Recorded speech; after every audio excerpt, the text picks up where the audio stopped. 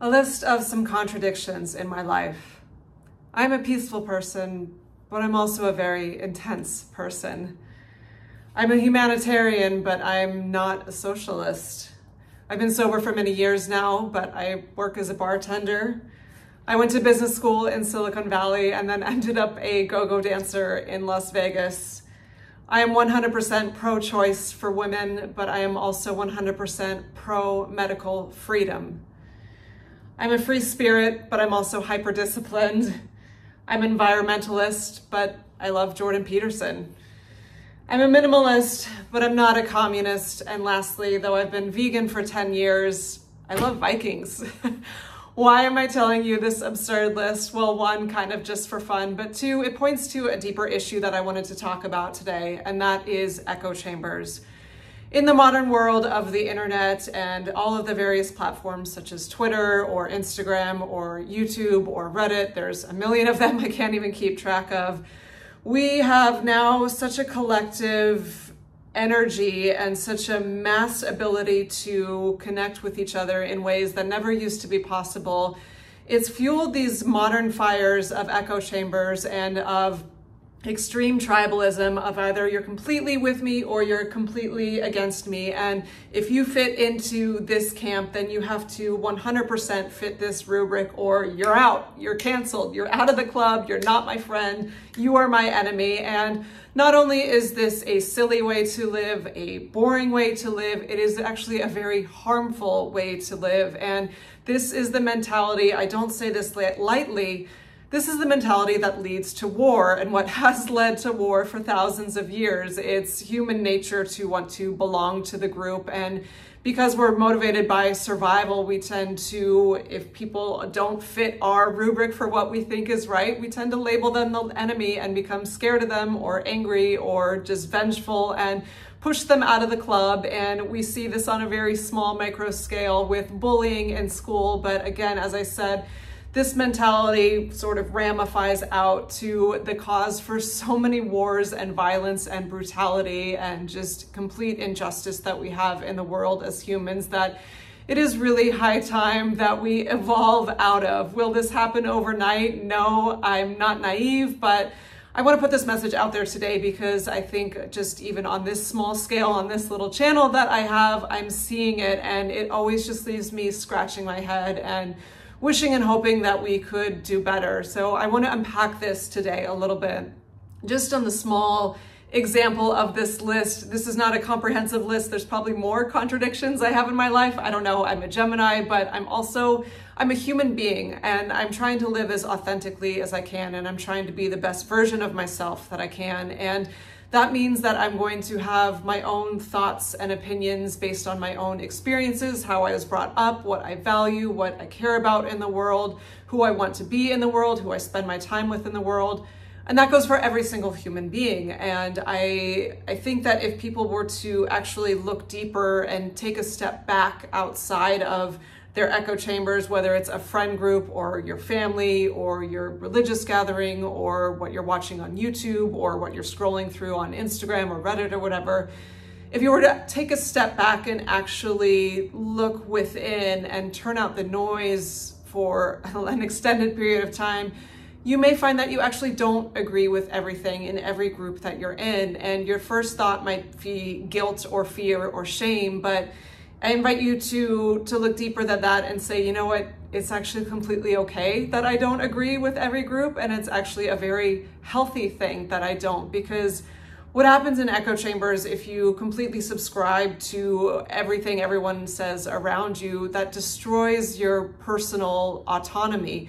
Groupthink destroys the individual, and you may think, well, it's for the good of the group or whatever, but when you lose the individual, you lose your humanity. And when you lose your humanity, we just sort of become robots falling in line and doing what we are told. And that can have a lot of detrimental effects on society as well. But taking out of the political element out of that, when you lose your individuality, you lose the essence of what you were here to do on earth. I think we all walk such wildly different paths and have different karma and different wounds to heal and different hopes and dreams and visions and people and love and experiences that will come in and out of our life. So to shut those off just for the sake of agreeing with everyone around you is going to really limit your experience as a human being. Just with the simple little silly example I have of being a vegan Viking. First of all,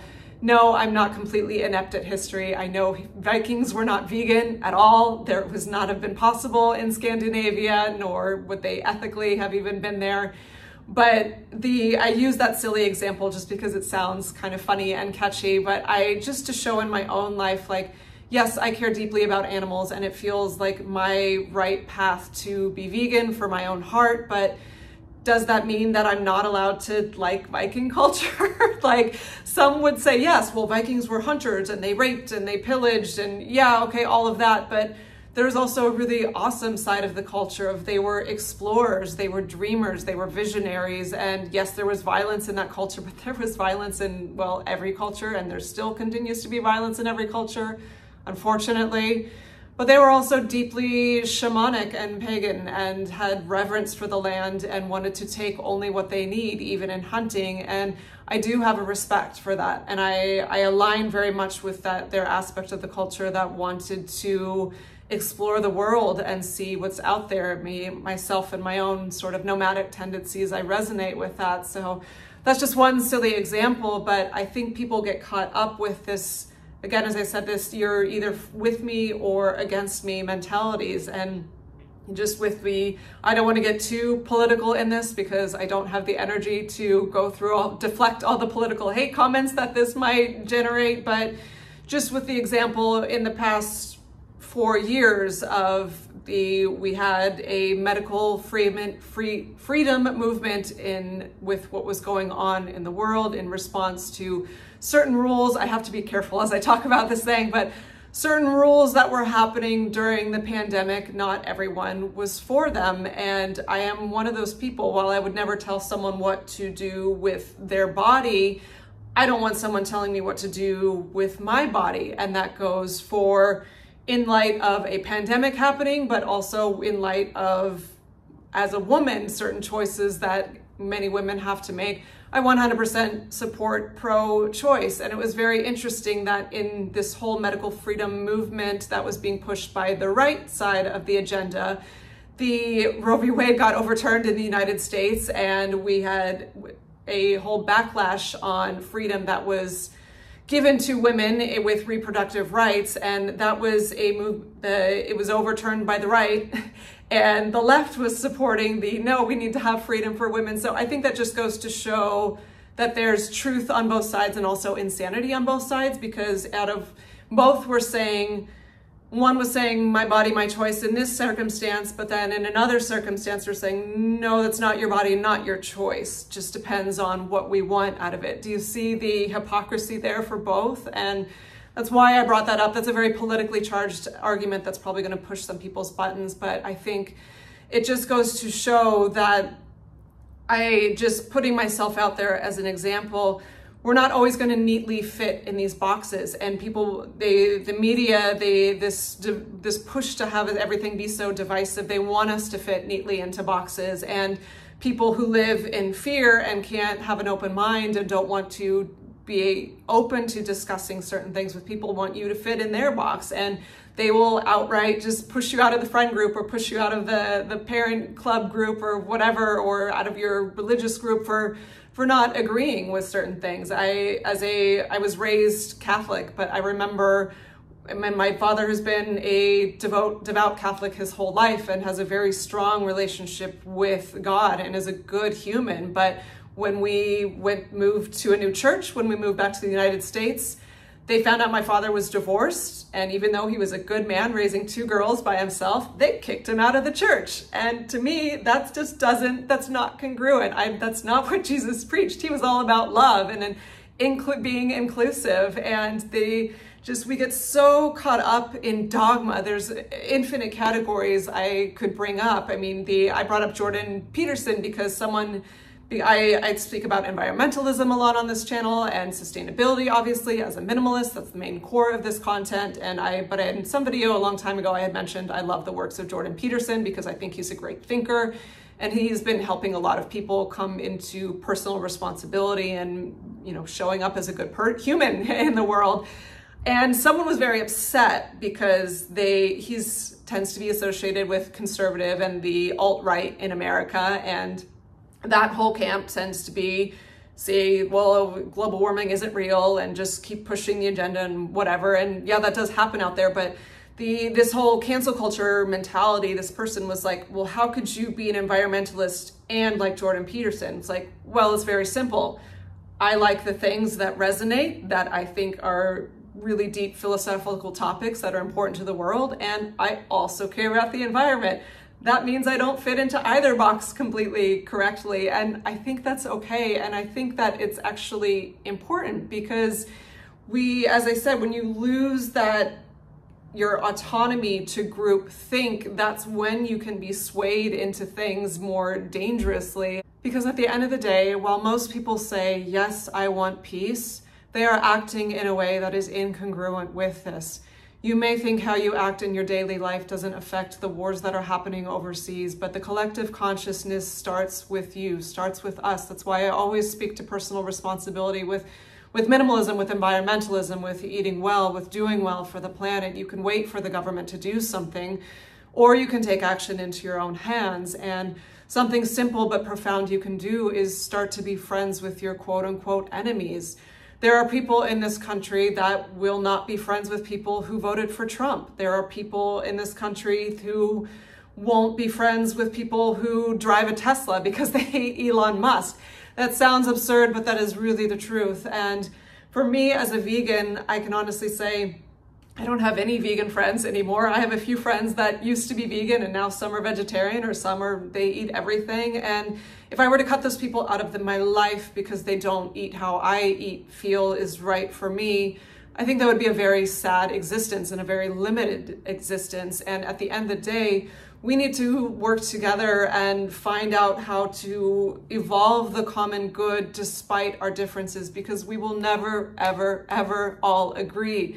That is a really naive and a very myopic kind of idea. Even in America, they say, oh, it's so divided. I'm like, well, how could 300 million people have the same experience? How could a farmer in Arkansas have the same political views as a entrepreneur in Silicon Valley? They have wildly different realities.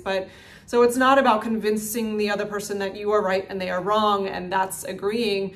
And peace, that's not peace, is giving up your values. Peace is recognizing we have differences in these ways, but how can we come together despite these differences for the common good and a greater experience for everyone? Because that's all surface stuff. When you kind of let those things go and look to a deeper connection between humans, we do all want the same things. We want to be loved, we want to be seen, we want to be heard, we want to be valued, we want to be safe, we want to have our physical and emotional needs met. And that can happen when we start to work together and respect each other despite massive differences. So perhaps me sharing I've sort of kind of tiptoed around politics on this channel because it's such a hot button issue, and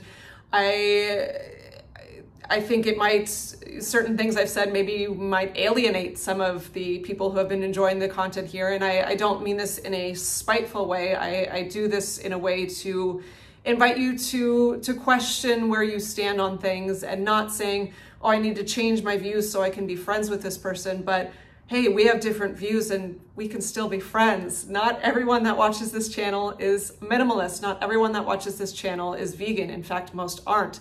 Not everyone that watches this channel would agree with everything I have to say, and that's totally okay. And in fact, it's more than okay. I welcome it. I don't want this space to be an echo chamber. I don't want this space to be, you need to be minimalist and vegan or I'm not going to be your friend.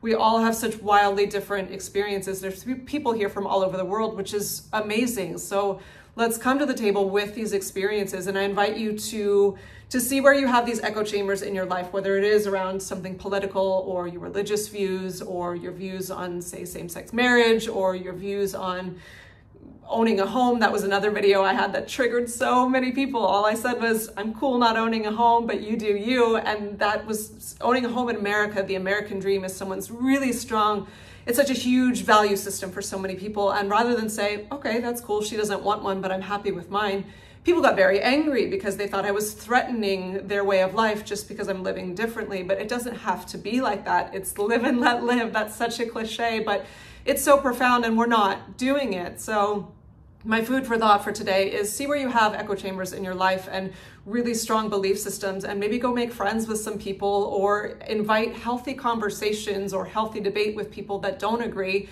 not with the intent of changing their mind, but just with the intent of understanding where they're coming from and understanding what commonalities you actually have and what common problems you want to solve in your own unique and different ways, and seeing where there can be creative solutions to things rather than cancel culture. Cancel culture doesn't bring peace. Cancel culture brings more hostility and war, because it says, again, you don't agree with me, you're not right, so I'm going to shut you out and tell you that you're wrong. This is how wars get started over religion, over just ways of living. And well, it is, I understand there's a fine line, because there's, certain humanitarian issues that say when, World War II were fought over, like, yes, it was right to go and defend those who were being harmed in such a grievous way, but that's again, I think there's that's speaking to universal humanitarian things that everyone wants: to be safe, to be able to be free, to be able to love who they want to love, to be able to worship in faith who they want to worship with. And as long as they're being told, no, you can't do that, or you're wrong for doing that, we will always have war. So peace comes not by cancel culture, not by tribalism, not by groupthink, but by embracing our differences. Having a conversation with someone who is wildly different than you, being friends with someone who is wildly different than you, and going into your own space and saying, what is valuable and important to me? What makes sense from this camp, but what doesn't make sense from it? What do I see in value over here? And what can I learn from this person who maybe has very, very different views than me, and I disagree with on so many other accounts, but how can I rise above that and see where maybe they have some wisdom and something I could learn from? So that is my food for thought for today. See where the echo chambers are in your life. See where you could maybe transcend these, and see where you can bring peace to the world by coming together with people who are wildly different than you, and bringing your own unique recipe of your own value system to the world, and seeing what good can come of that. Okay, thank you for listening today, my friends. I wish you well, and I'll see you in the next video. Bye.